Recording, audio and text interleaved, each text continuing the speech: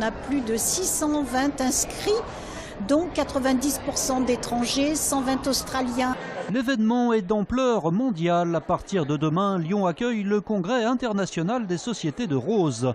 Les plus grands spécialistes de cette fleur sont venus ici pour échanger leurs connaissances sur l'épineux sujet. Lyon a été capitale mondiale de la rose au 19e siècle.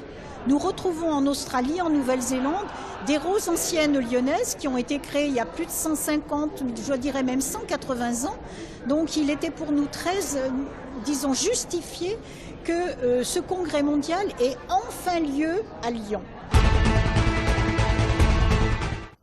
C'est un jardin extraordinaire où la rose est reine. Nichée sur les hauteurs de la Mulatière, plus de 800 variétés vivent ici, la plupart très anciennes. Marie Pavie.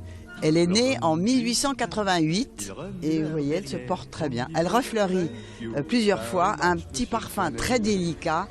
Odile Masquelier est la maîtresse des lieux. Quand on commence à la suivre, elle ne s'arrête plus.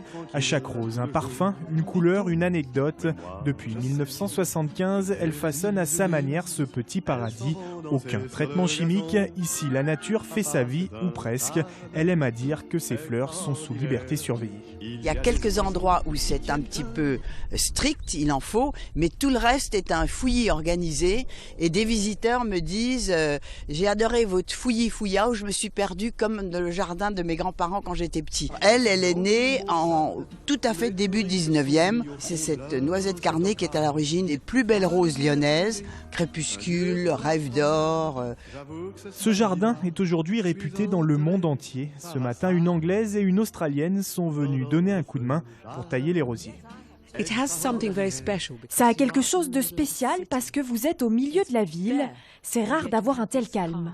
Le jardin La Bonne Maison est ouvert aux visiteurs tous les matins de 9h à 13h, sauf le dimanche. Et c'est pas prêt de s'arrêter.